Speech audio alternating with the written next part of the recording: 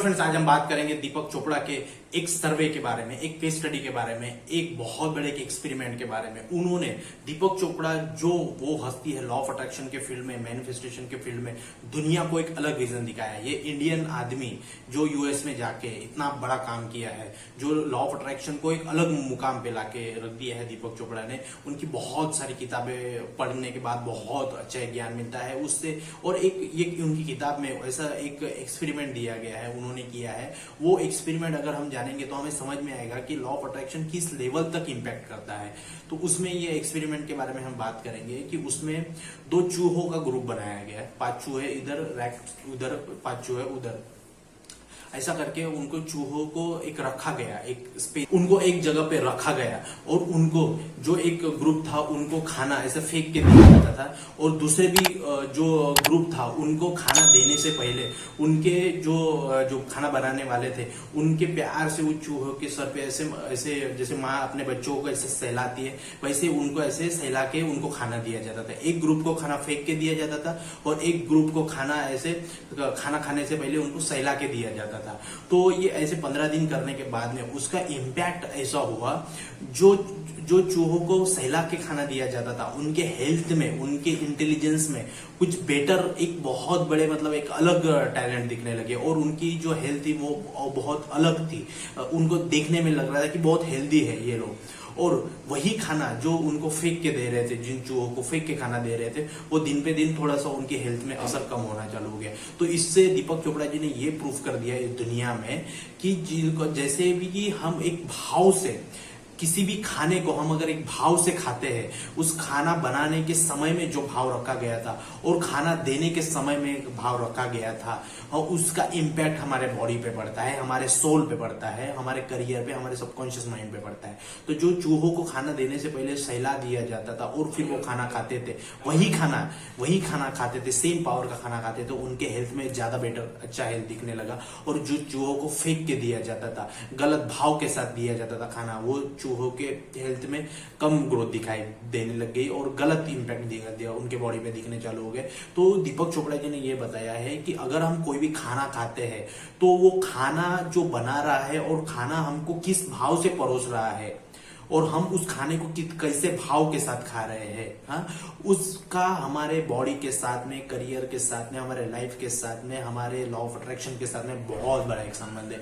जैसे उन्होंने बताया कि जैसे कोई भंडारा होता है, कोई मंदिर में पूजा पाठ चल रही है और उसका अगर प्रसाद खाए हम तो उसका इम्पैक्ट हमारे बॉडी पे अलग पड़ता है। आपने देखा होगा, जैसे भी हम कोई भी भंडारे में जाते हैं तो आपको लगता है कि अरे कितना अच्छा खाना है, भले ही उसमें ज्यादा मसाले ना डाले हो, लेकिन बहुत अच्छा पेट भरता है, बहुत अच्छा लगता है। क्यों होता है? क्योंकि वो बनाने के समय में पूजा पाठ किया जाता है, मंत्रोपचार किया जाता है। जो बनाते हैं उनके मन में ये भाव रहता है कि ये भगवान का भोग लगने वाला एक खाना है, तो इसको बहुत अलग भाव से दिया जाता है। और जो भी परोसता है उसको ये पता होता है कि मैं खाना परोस रहा हूँ तो पुण्य का काम कर रहा हूँ, तो उसी वजह से वो खाना इतना टेस्टी होता है, उस खाने का भाव अलग होता है, इसीलिए वो खाना आपके शरीर में लगता है। तो इसी तरह से उन्होंने बताया दीपक चोपड़ा ने कि आप जो भी खाना खाते हो उसको जिसने बनाया है उसके भाव कैसे होते हैं। मतलब खाना भी आप खा रहे हो, लेकिन जिसने बनाया है और बनाते समय में क्या क्रोध में था या चिंता में था या किस भाव से बनाया है, आनंद में था, अगर वो उसका भाव उस खाने में आ जाएगा और वो खाने के बाद में उसकी एनर्जी, क्योंकि एनर्जी का ही सारा कॉन्सेप्ट है, उसकी एनर्जी आपके शरीर में ट्रांसफर हो जाएगी और आपके लाइफ में वैसे इंसिडेंट होना चालू हो जाएंगे। तो इस प्रकार से उन्होंने बताया कि आप जो भी खाना खाते हो, इसीलिए हमने बोला है कि खाना खाने से पहले, तो खाना खाते समय बात नहीं करना है और खाना खाने से पहले होपोनोपो प्रेयर करना है। I am sorry, please forgive me, thank you, I love you. तो इस प्रकार से चीजों का इम्पैक्ट हमारे लाइफ में पड़ता है। बात इतनी सी है, लेकिन इस स्टडी ने हमें क्या सिखाया है कि खाना खाते समय बात नहीं करना है। जो भी बना रहे हैं वो उनके भाव कैसे है, अगर हमारा कंट्रोल नहीं है जो खाना बना रहे हैं और किस वे में खाना बना रहे हैं, तो भी आप जब खाना आपके सामने आए तो उसको होपोनोपो प्रेयर करिए। मतलब I am sorry, please forgive me, thank you, I love you, 1 minute तक तो होपोनोपो करिए, वो खाना चार्ज हो जाएगा। और जिसने उसको निगेटिव इंपैक्ट से बनाया होगा अननोइंगली उसकी सारी एनर्जी रिलीज हो जाएगी, और जब खाओगे वो आपको खाना आपके शरीर में लगेगा और आपका शरीर बहुत अच्छा भाव से काम करने लगेगा। तो इसी स्टडी से पूरी दुनिया में दीपक चोपड़ा जी ने बताया है कि खाने के समय में हमारा भाव कैसा होना चाहिए, हमारा फीलिंग कैसी होनी चाहिए। तो इसी ये चूहों के ग्रुप से उन्होंने प्रूफ कर दिया। तो इसीलिए हमें ये समझना चाहिए लॉ ऑफ अट्रैक्शन के जर्नी में हमारे वर्ड्स की और हमारे भाव की फीलिंग की कितना महत्वपूर्ण है, हमारे लाइफ में पैसा कमाने के लिए कितना महत्वपूर्ण है। तो इसी प्रकार से हमने देखा आज कि ये जो खाने का भाव है, जो खाना खाते हैं उसकी केस स्टडी कैसी है।